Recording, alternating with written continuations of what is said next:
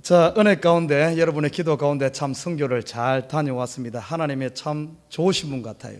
제가 지금 다른 것보다 목이 지금 칼칼한 목이 안 좋거든요.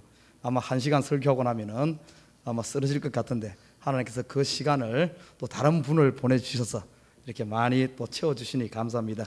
오늘은 설교 25분만 하면 되니까 참 행복합니다.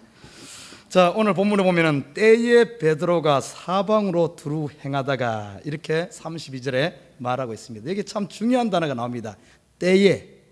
이 때가 언젠가 하면은 우리가 성경을 지금까지 사도행전 쭉 살펴봤는데 9장에 보면은 사도 바울이 다메섹 도상에서 예수를 만나고, 그리고 3년 동안 아라비아에 가서 참으로 하나님을 더 깊이 체험하고, 그리고 다시 예루살렘에 돌아와서 복음을 전하다가 가이사랴로 가서 다소라는 지방에, 쉽게 말해 사도 바울이 하나님으로부터 콜링 받아서 초기 사역을 할 이때에, 사도 바울이 자기의 역할을 잘 감당할 이때에 하나님께서 오늘 보면은 때에 베드로가, 지금 이런 한쪽에서는 열심히 사도 바울의 사역이 일어날 때, 또 한편에서는 베드로가 자기의 사역을 감당하는 것을 보게 됩니다.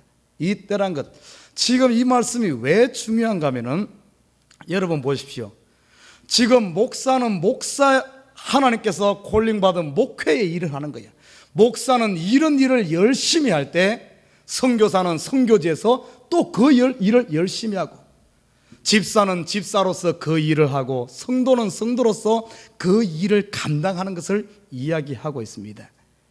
자, 우리 어린 시절에 이런 이야기를 많이 했어요. 호랑이와 사자가 싸우면 누가 이기지? 참 어리석은 질문이죠. 호랑이와 사자는 싸우지 않습니다. 사는 곳이 다르고 둘이 싸우지 않아요. 또 어떤 질문을 했는가 하면, 로버트 태권브이와 마징가 제트가 싸우면 누가 이기지? 절대 그 둘은 싸우지 않습니다. 왜? 같은 편이기 때문에. 자, 그런데 우리는 그렇게 이야기합니다. 이 시대 어리석은 질문이 교회 사이에서 일어나. 베드로가 더 큰일 했나? 사도 바울이 더 큰일 했냐? 성경은 절대 베드로가 더 위대한 일 했고 사도 바울이 덜 위대한 일 했다, 이런 걸 답하지 않아요. 사도 바울은 사도 바울의 일을 하고 베드로는 베드로의 일을 한 줄 믿습니다. 교회에서 누가 더 큰일 했냐? 똑같아요. 목사가 더 큰 것 한 것 아닙니다. 집사가 더 적은 것 한 거 아니에요. 목사는 목사의 일을 하고, 집사는 집사의 일을 하고, 성도는 성도의 일을 하는 거예요. 동일하게 중요한 줄 믿습니다. 그러나 우리는 전부 어떤가 하면 전부 이거 서열을 정하려고 해요. 서열을. 그래서 오죽했으면 마징가 제트하고 로버트 태권브이 싸움 붙여가지고 그 서열을 정하려고 하는 거예요. 이것이 이 시대의 교회까지 나오니까 전부 어떤가 하면 교회에서도 조금만 은혜 받고 뭔가 좀 낌새가 이상하면 전부 신학교 가서 전부 앞에 서려고 하다 보니까 문제가 되는 거예요. 성경은 그렇게 이야기하지 않습니다. 오늘 봐요. 사도 바울이 사도 바울의 일을 할 때 베드로는 자기의 일을 하는 거예요. 자, 오늘은 계속해서 사도 바울의 이야기만 하는 것이 아니라 중간에 딱 끊어서 사도 바울의 이야기가 진행되다가 그때의 베드로 이야기를 환원을 시키는 겁니다. 겉으로 보면은 사도 바울이 이렇게 열심히 하는 것 같지만은 사도 바울이 움직이는 게 아닙니다. 사도 바울 뒤에서 역사하시는 하나님께서 움직이는 줄 믿습니다. 그래서 딱 끊어가지고 그때의 베드로 이야기를 삽입하는 겁니다. 여러분 봐요. 자, 때에 베드로가 사방으로 두루 행하다가 이렇게 말하고 있어요. 사방으로 두루 행하다가, 그냥 열심히 이리 뛰고 저리 뛰고 동서남북 쫓아다녔다, 이 말이 아니에요. 두루 행했다는 것은 어떤 의미가 있는가 하면, 베드로가 참으로 이리 뛰고 저리 뛰면서 열심히 상처받은 성도들을 신방하고 다녔다, 이런 의미입니다. 여러분, 지금 이 상황이 어떤 상황입니까? 예루살렘이 엄청나게 부흥했어요. 예루살렘 교회가 한 2만 명 가까이 부흥하는데 엄청난 핍박으로 말미암아 교회가 산산조각 났습니다. 수많은 성도들이 다 흩어졌어. 여러분, 이런 핍박을 경험하고 체험하고 교회가 깨어지는 걸 체험하고 나면 얼마나 거기에 있는 성도들이 상처를 입겠습니까? 이 상처를 놔두게 되면 이 속에 돌이 되고 원망이 되고 나중에 가서는 그것이 가로막아서 주의 일을 할 수가 없는 거예요. 그래서 베드로는 많은 사람들은 흩어졌지만은 예수님의 제자들은 예루살렘을 떠나지 않고 뭘 한 줄 압니까? 베드로를 중심해서 그 상처진 사람들을 싸매러 다닌 거예요. 싸매러 다닌 거예요. 정말 지쳐서 쓰러져 있는 그들을 찾아다니면서 위로하고 치료하고 훈련시켜서 다시 회복시키는, 그래서 오늘 본문 나오는 이 베드로의 역할은 어떤가 하면은 목회를 하면서 신방 목회를 한 사실을 보게 됩니다. 그러나 사도 바울은 어떤 목회를 했습니까? 사도 바울은 선교죠. 막 앞에서 치고 나가면서 가는 곳마다 교회를 세우고 가는 곳마다 복음을 전해서 교회를 셀을 다운하는, 교회를 세우는 이런 치고 나가는 목회를 했다면, 앞에서 이끄는 일을 했다면, 베드로는 뒤에서 상처받은 영혼들 싸매면서 신방하는 이런 목회를 감당한 줄 믿습니다. 다 중요한 거예요. 다 중요한 거.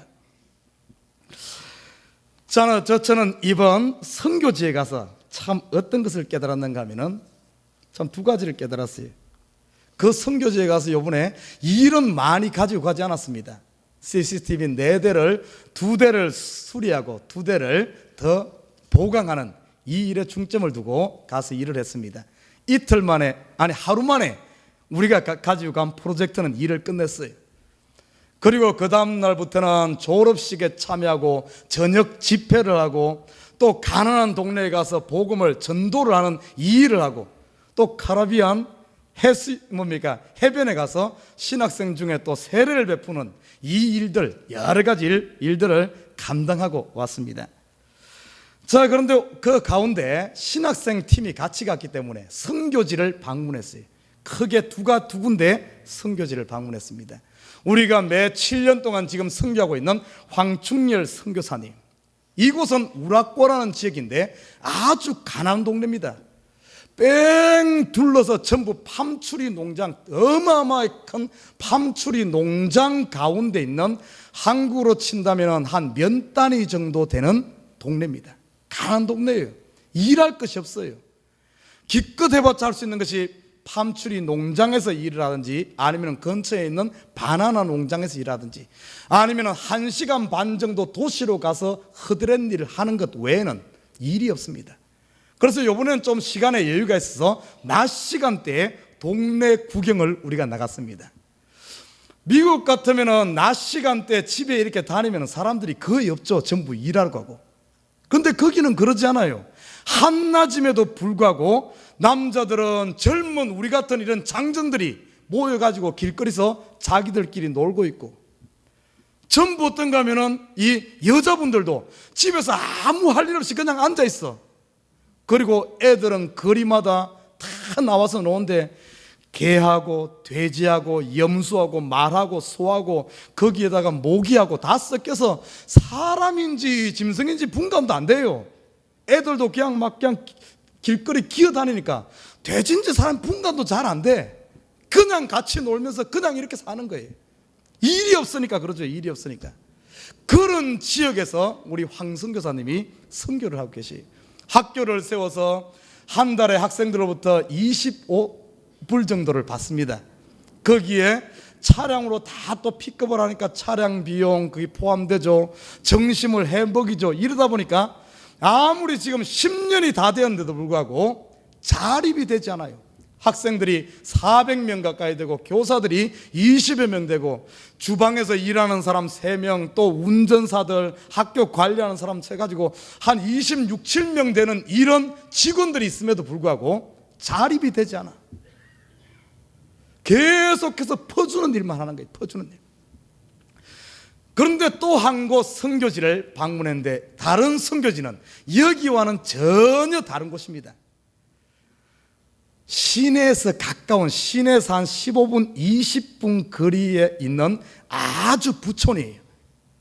거기는 말 그대로 늪지대가 아니라, 이런 저지대가 아니라 산 비탈에 있어가지고 거기서 딱 보면은 아래 탁 들판이 펼쳐진 게 쫙 보입니다. 이 뉴욕으로 친다면은 한 매네셋 정도 되는 저런 동네에 있는 아주 부촌이에요. 그 부촌에 들어가서 크리스찬 학교를 한 선교사님 그 학교를 방문했습니다.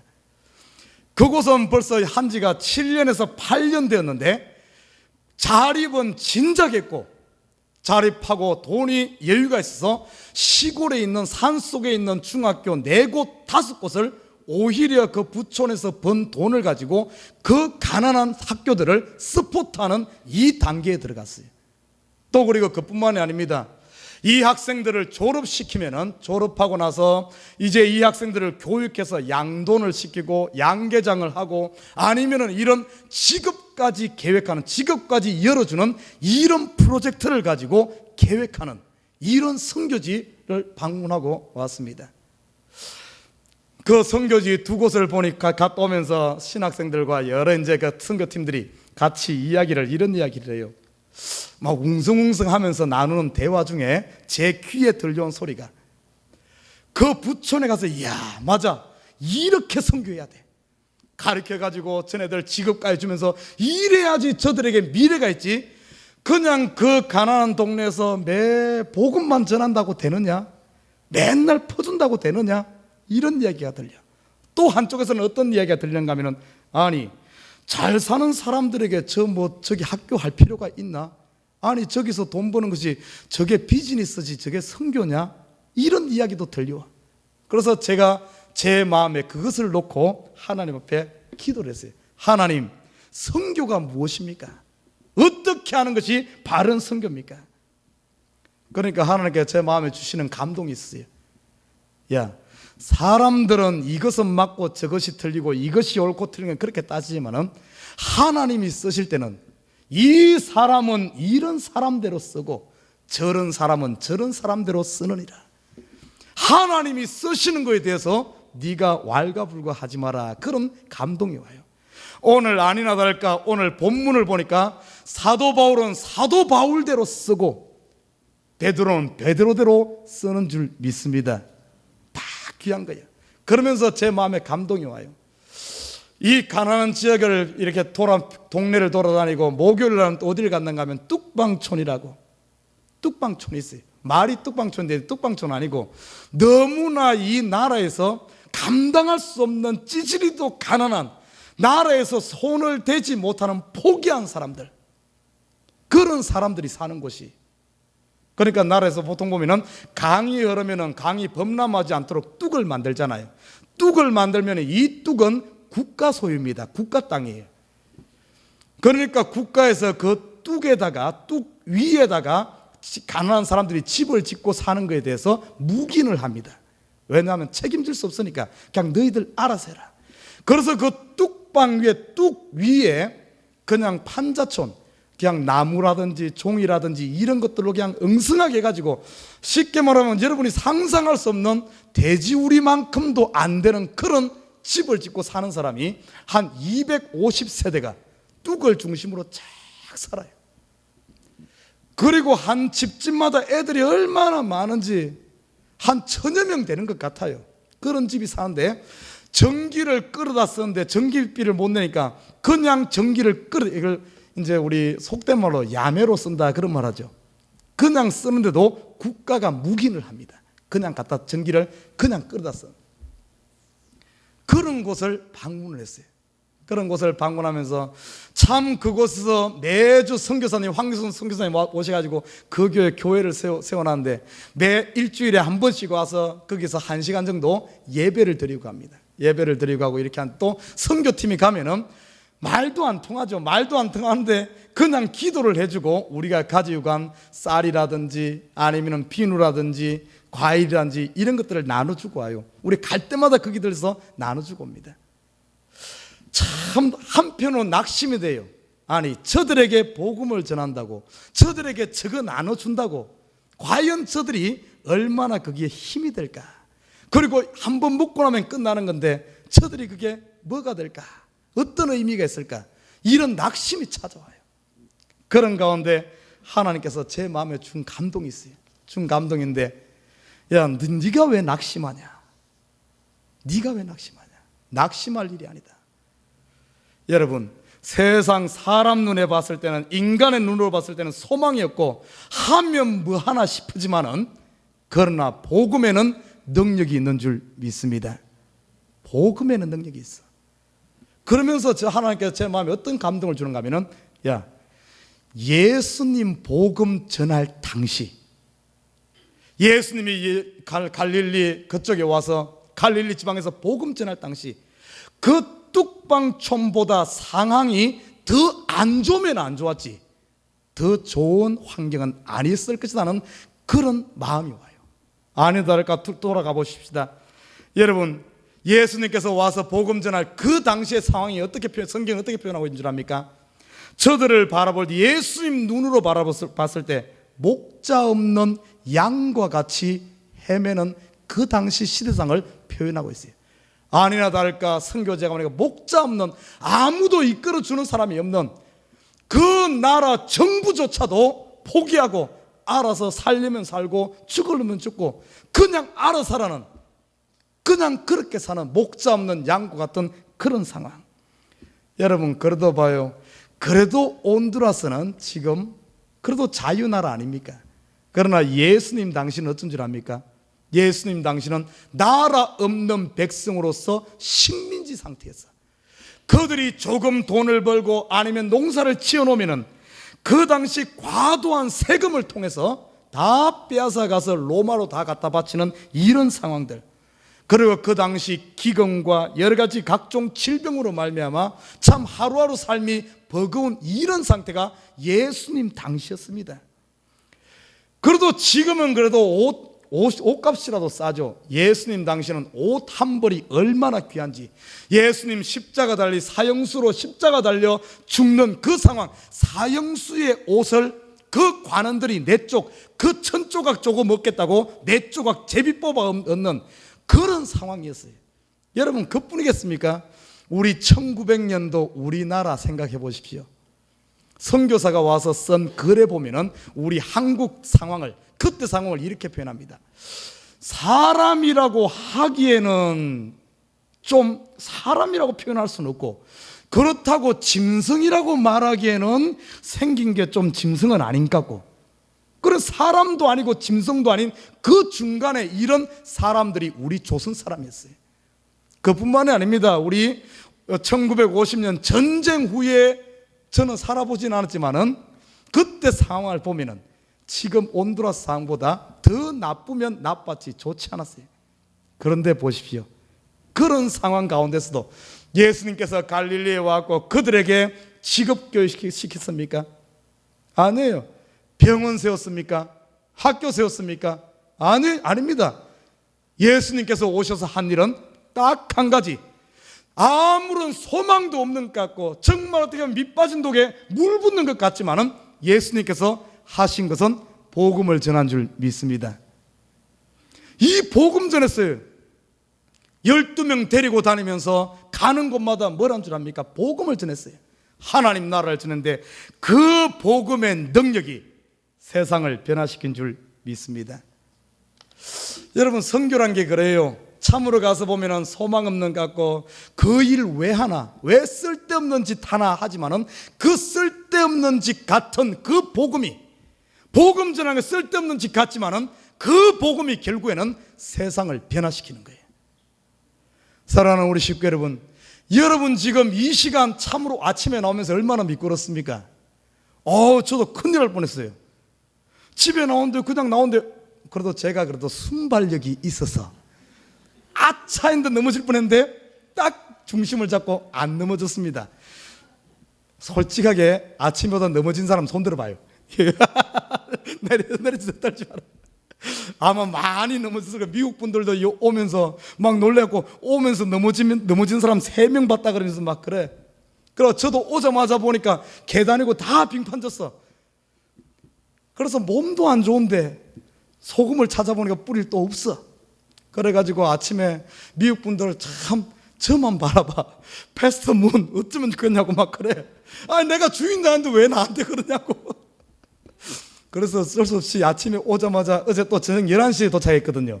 그래가지고 주보를 만들어서 아침 와서 주보 카피도 해야 되는데 카피 머신에 넣어놓고 아침에 또 저쪽에 가까운데 또 저 소금을 사러 안 갔습니까? 그 뿌리는 거. 갔더니만은 창문 열고 소금 얼마냐 물어봤더니만은, 야 비싸게 부릅디다. 저 한 포에 보통 때 같으면은 한 15불 그 정도 간대. 30불 달라는 거예요. 내가 양복 입고 그러니까 어디 못 가겠지 딱 그러고 그러는 것 같아. 내가 속으면 속는 줄 알면서도 또 어디 갈 거예요? 멀리 갈 거예요? 아침에 예배 시간 9시 반 예배 다쳤는데. 그래서 참 울며 그 겨자 먹기식으로 또 그걸 가지고 와서 안 뿌렸습니까 또.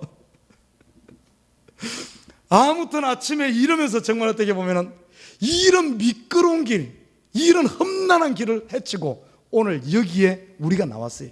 어떻게 보면은 야, 쓸데없는 짓 앉아 오늘 같은 날 집에 가만히 있지 저 위험하게 교회 와서 저러나. 여러분, 세상 사람들이 봤을 때는 쓸데없는 짓 같지만은 그러지 않는 줄 믿습니다. 이 복음에는 능력이 있어. 하나님께서 제 모습을 봤어요. 저도 복음을 받기 전에는 사실 시골에서 살면서 아무 소망 없이 그렇게 살았습니다. 그러나 복음을 받고 복음의 능력 가운데 제가 여기에 선 줄 믿습니다. 여러분, 우리가 생각했을 때 아이고 기도하는 것 허공에 치는 것 같고 이것이 쓸데없는 것 같지만은 그러지 않아요. 반드시 이 기도는 삶을 변화시키는 줄 믿습니다. 여러분 앞에 무엇이 가로막고 있습니까? 여러분 그 산을 바라볼 때, 여러분 문제를 바라볼 때 아이고 이것을 어떻게 이기나? 기도한다고 되나? 예배 드린다고 되나? 내가 믿는다고 되나? 때로는 낙심이 찾아오지만은 그러지 않아요. 밑 빠진 독에 물 붓는 것 같지만은 언젠가는 차는 줄 믿습니다. 이게 복음이에요. 저는 그 이야기를 들으면서 야, 저거 쓸데없는 짓 하는 것 아니냐? 왜 저렇게 하느냐? 그렇게 해서 하나님의 방법은 그게 아닙니다. 성경에 보면 이렇게 말합니다. 복음, 이 복음이란 것이 세상 사람들이 봤을 때는, 로마인들이 봤을 때는 어리석은 짓 같고 바보 같은 짓 같지만은 믿음이 있는 하나님의 사람들에게는 이 바로 십자가와 부활, 이 복음의 핵심이 바로 생명인 줄 믿습니다. 로마서에 보면 이렇게 말합니다. 복음에는 하나님의 능력이 나타난다 그랬어요. 여러분 보십시오. 오늘 베드로가 복음 들고 나가니까 어떤 역사가 일어난 줄 압니까? 복음에는 어떤 능력인 줄 압니까? 첫째는 죄를 사하는 능력이 있는 줄 믿습니다. 참 그 뚝방촌 가보니까 심란해요. 어린애들은 뭐 그냥 광고도 안 합니다. 광고도 안 하고 그냥 선교팀이 차 2대 끌고 쫙 그냥 뚝방촌 한 300m 가면은 애들이 차를 따라서 막 쫓아와가지고 차가 교회에 딱 도착하면은 한 7, 80명이 애들이 모여와요. 광고도 안 하고 그냥 모여와. 그러면 우리가 거기서 기도하고 간단히 예배드리고 그리고 두 팀으로 나눠서 이제 그 뚝방촌에 나눠주는데 나눠주면서 복음 전하고 기도해주고 그런데 자, 이렇게 그 길을 쭉 다니다 보면은 저같이 이렇게 멀쩡하게 생긴 건장한 청년들이 몇 명이 모여서 자기들끼리 놀고 있어. 그 가난한 동네에 아무것도 없는 그 동네에 젊은이들이 놀고 있어. 그런데 그 길을 다니다 보면은 애고 어른이고 전부 배가 불러 있어요. 10몇 살만 돼도 애들이 불러 있고 그래. 내 그걸 보면서 저 젊은이들이 가만히 보니까 왜 그 와서 그러고 있는가 보니까 일은 안 하고 다니면서 엉뚱한 짓 하는 것 같아. 엉뚱한 짓. 내가 그걸 보면서 저놈의 자식들 다 잡아다가 족치하지 어떻게 돼. 그런 생각이 들어요. 보니까 엉뚱한 짓 하고 다니는 놈들 같아. 뭐 확실하지만 설령 우리가 봤을 때는 저렇게 애들 10몇 살 된 애들을 건드리고 다니는 저런 채가 어떻게 산받나 싶지만은 그런 젊은이다 할지라도 복음이 들어가면은 어떤 죄든지 사는 능력이 있는 줄 믿습니다. 여러분 십자가 상에 예수님 돌아갔을 때 오른편 강도 봐요. 그 십자가에 달 때 분명히 그 사람은 살인자였어. 그 사람 내란 죄를 지은 사람이었어. 그럼에도 불구하고 예수 그리스도의 말씀이 들어가고 복음이 들어가니까 그도 용서받고 오늘 내가 너와 함께 낙원에 있으리라. 죄사함 있는 거예요. 복음을 전하다 보면 이런 사람이 있어요. 목사님 저는 죄를 많이 지었어요. 아이고 나 같은 사람은 교회 가면 안 됩니다. 여러분 그거는 복음을 몰라서 그래. 그런 사람이라 할지라도 복음이 들어가면 사함받는 줄 믿습니다. 여러분이 생각했을 때 저 사람은 안 돼, 나를 저렇게 괴롭히고 나를 저렇게 핍박하고 저 사람은 안 돼 싶어지만은 그 사람이라 할지라도 복음이 들어가면 치유되고 사는 거예요. 이 복음은 세상의 그 무엇으로도 이 죄를 사할 수 없지만은 복음이 들어가는 곳에는 죄 사함의 능력이 있다는 사실입니다. 복음에는 어떤 능력인 줄 압니까? 오늘 본문에 봐요. 이 다비다란 여성이 성도였어. 열심히 신앙생활하고 평소 때 성도들을 잘 섬기다가 병이 걸려 죽었어.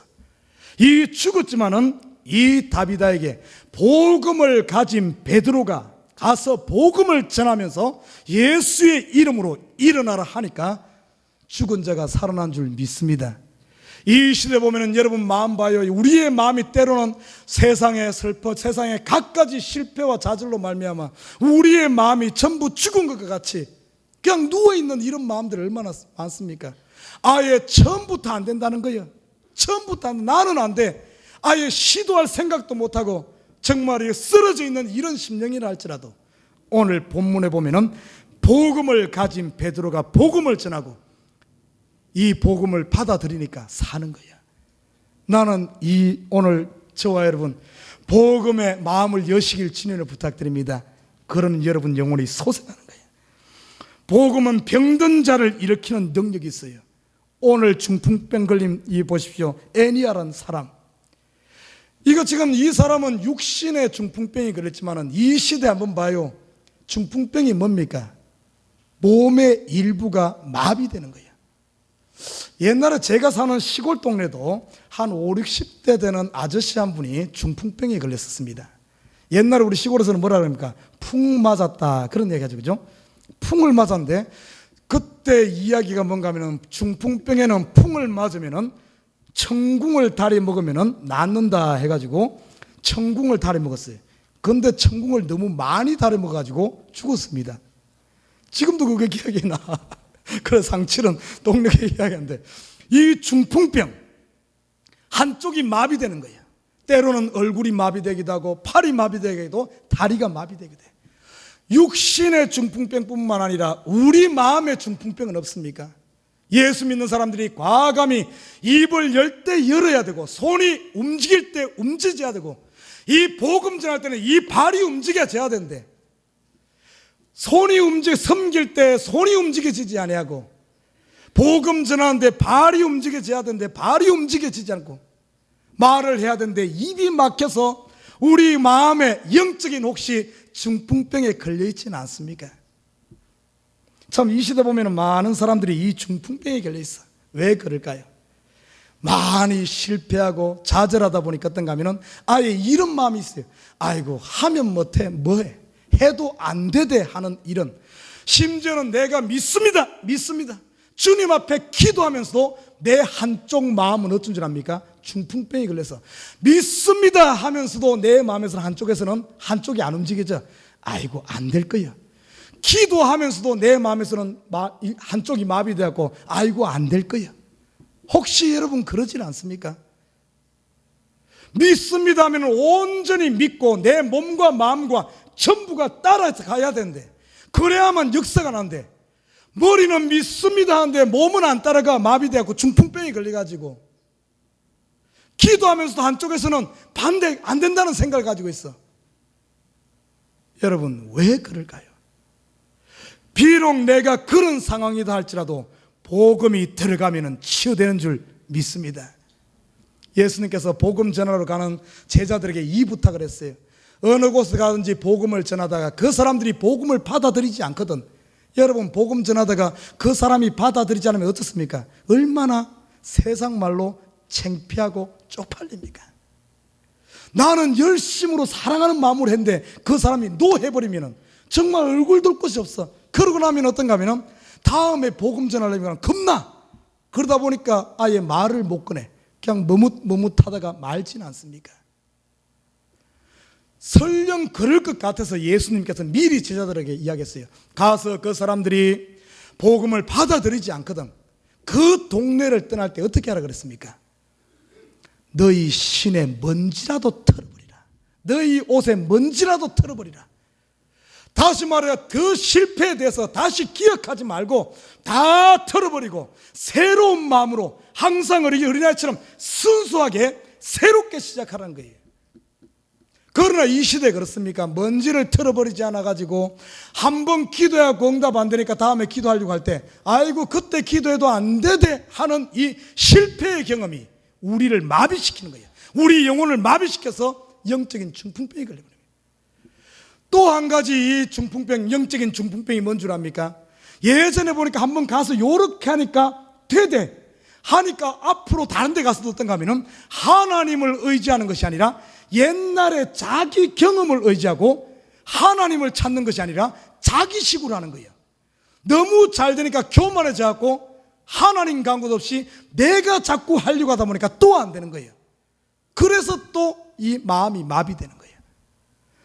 사랑하는 우리 식구 여러분, 나는 복음을 받으려는 저와 여러분, 매 순간순간 복음을 듣고 어린아이 같이 순수하게 새롭게 시작하시기를 주님 여러분 부탁드립니다. 그러면은 중풍병에서 일어나는 거예요.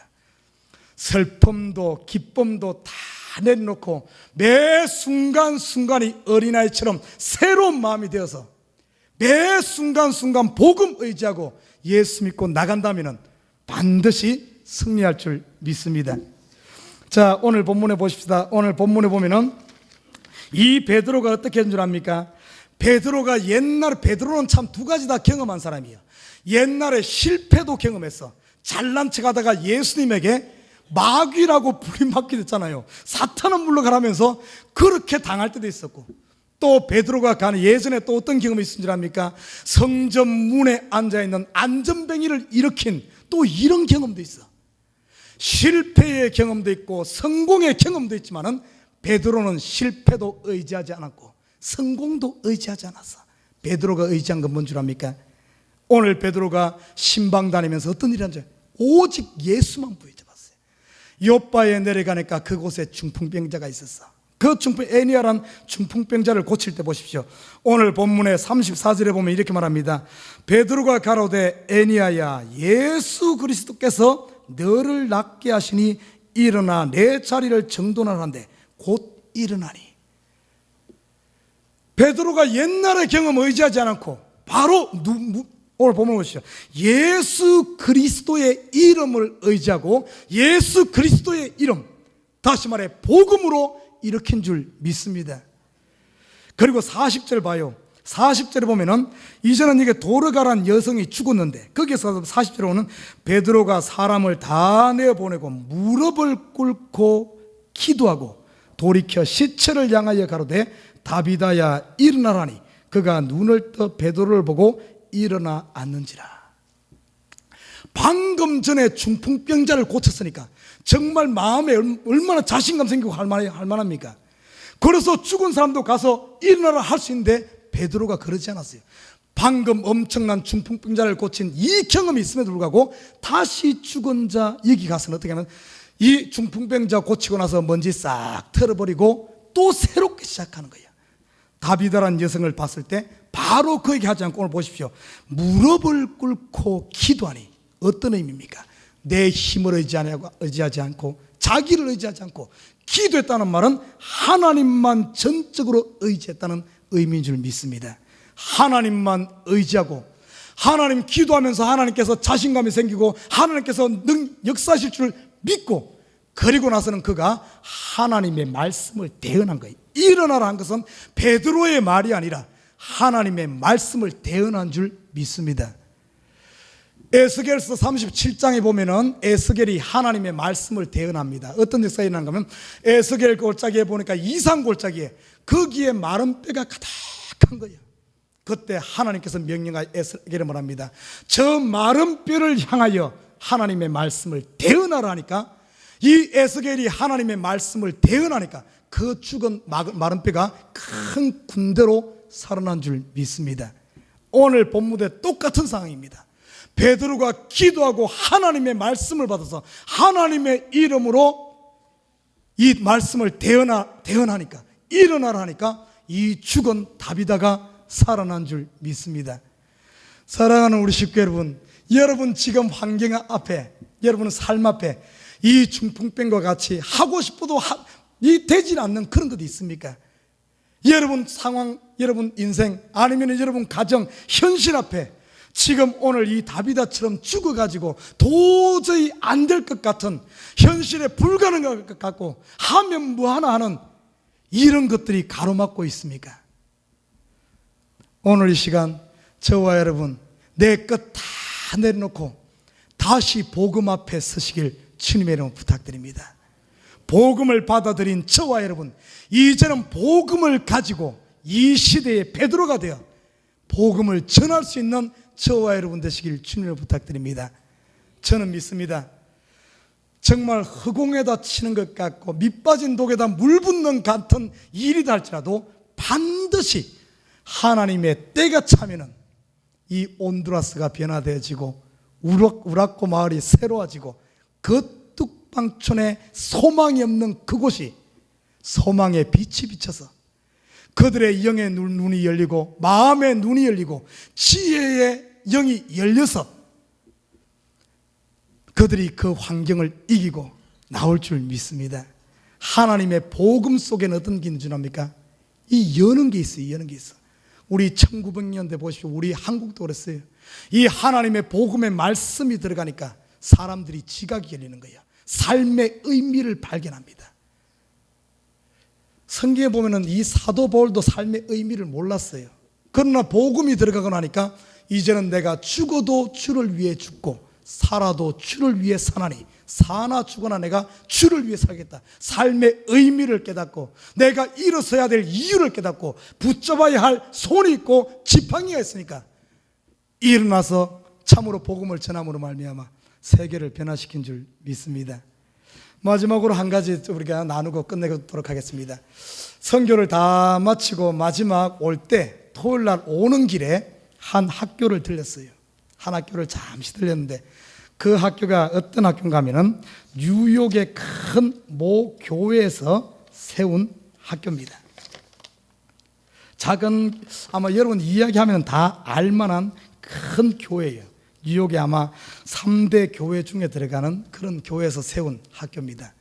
한 15년 정도 돼가지고 세운 학교입니다.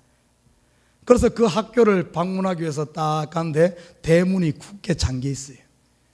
대문을 두드리니까 나와야 될 사람은 안 나오고 개가 나와서 맞습니다. 보니까 선교사님 이야기를 쭉 들어보니까 그 학교를 그래서 문을 열고 들어가서 보니까 다 둘러봤어요. 폐허가 되었습니다. 선교사님 이야기를 듣고 보니까 10여 년 상간에 6명의 선교사가 바뀌었어요. 2, 3년 하다가 힘드니까 그냥 그만두니까 또 다른 선교사 보내서 또 하고 또 하고 참으로 어마어마한 부지와 터가 아마 15에이커, 20에이커가 되는 그런 큰 부지에 건물이 다 지어졌고 거기에 병원까지 지었어요. 최신식 클리닉이 지어졌고 1000명 넘게 앉을 수 있는 교회가 세워져 있습니다. 클리닉도 문을 닫았고 학교도 문을 닫았어요. 교회만 현지 목사님이 지금 겨우 그 교회당을 사용하고 있습니다. 내가 그것을 보면서 한 가지 깨달은 게 있어요. 선교는 돈으로 하는 게 아니구나. 아무리 돈을 갖다 쏟아붓는다 할지라도 아무리 돈을 갖다가 멋진 건물을 짓고 병원을 짓고 학교를 짓고 다 한다 할지라도 그게 되는 게 아니구나 하는 것을 알았습니다. 그러면 선교는 무엇으로 하는 줄 압니까? 선교는 가슴으로 되어진 줄 믿습니다.